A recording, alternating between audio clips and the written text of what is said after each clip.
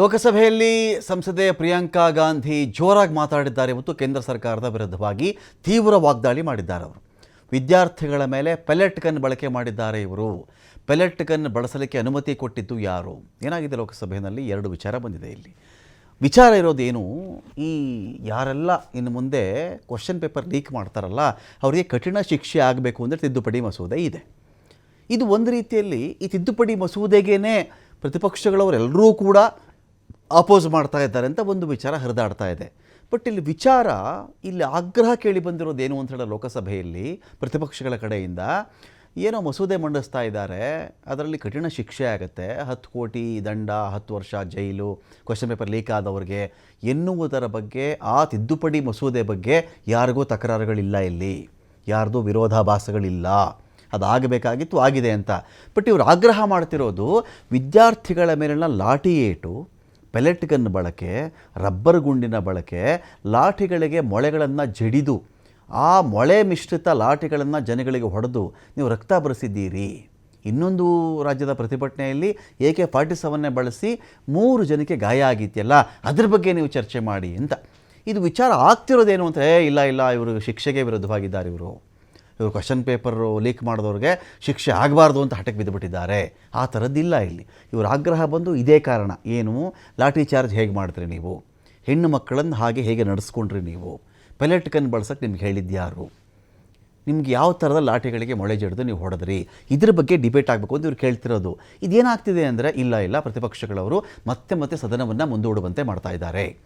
ಇವರಿಗೆ ಶಿಕ್ಷೆ ಕೊಡಿಸೋದೇ ಇಷ್ಟ ಇಲ್ಲ, ಕ್ವಶನ್ ಪೇಪರ್ ಲೀಕ್ ಮಾಡಿದ್ರಿಗೆ 10 ವರ್ಷ ಜೈಲಲ್ಲಿ ಹಾಕೋದೇ ಅವ್ರಿಗೆ ಇಷ್ಟ ಇಲ್ಲ ಎನ್ನುವ ರೀತಿ ಹೋಗ್ತಿದೆ. ವಿಚಾರ ಅದಲ್ಲ. ಇಷ್ಟು ಹಲ್ಲೆಗಳಾಗಿದೆಯಲ್ಲ, ಇದ್ರ ಬಗ್ಗೆ ಮೊದಲು ನೀವು ಮಾತಾಡಿ, ಸದನದಲ್ಲಿ ಮೊದಲು ಇದಕ್ಕೆ ಅವಕಾಶ ಕೊಡಬೇಕು ನೀವು ಅಂತ ಅವ್ರು ಕೇಳ್ಕೊಳ್ತಾ ಇದ್ದಾರೆ. ಪೆಲೆಟ್ ಗನ್ ಬಳಸಲಿಕ್ಕೆ ಅನುಮತಿ ಕೊಟ್ಟಿದ್ದು ಯಾರು?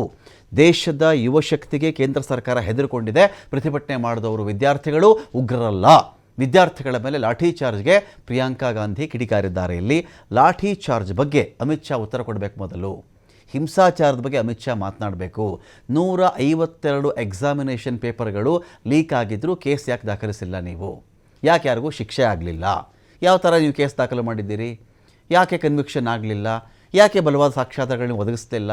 ಅಂದರೆ ನೀವು ಪಾರು ಮಾಡಿದ್ದೀರಿ. ಈಗ ಬಂದ್ಬಿಟ್ಟು ನೀವು 10 ಕೋಟಿ ದಂಡ, 10 ವರ್ಷ ಜೈಲು ಹೇಳ್ತಾ ಇದ್ದೀರಲ್ಲ, 152 ಎಕ್ಸಾಮ್ಗಳ ಕಥೆ ಏನು ಮಾಡೋಣ?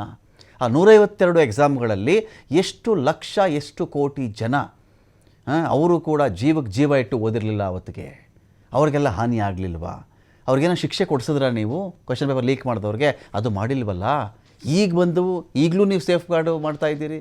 ಈಗಲೂ ಇವ್ರಿಗೆ ಯಾರಿಗೂ ಈ ಎಕ್ಸಾಮು ಲೀಕ್ ಆದವ್ರಿಗಿಂತ ಪನಿಷ್ಮೆಂಟ್ ಇವ್ರಿಗೆ ಅಪ್ಲೈ ಮಾಡಿ ಯಾಕೆ ಮಾಡ್ತಾ ಇಲ್ಲ ನೀವು?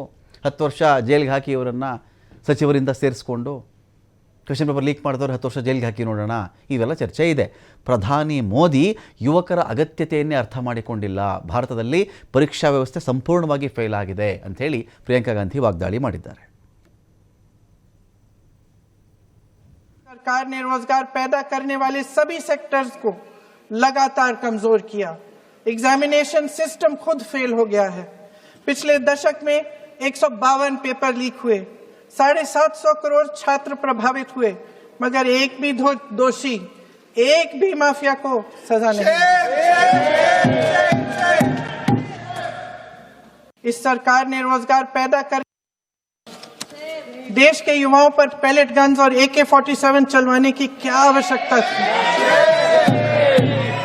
क्या वे आतंकवादी थे? क्या आतंकवादी हैं? टेररिस्ट हैं? हाँ, कांग्रेस बोल रही है. हाँ, कांग्रेस बोल रही है. जवाब दीजिए. कांग्रेस बोल रही है, जवाब मांग रही है, जवाब दीजिए.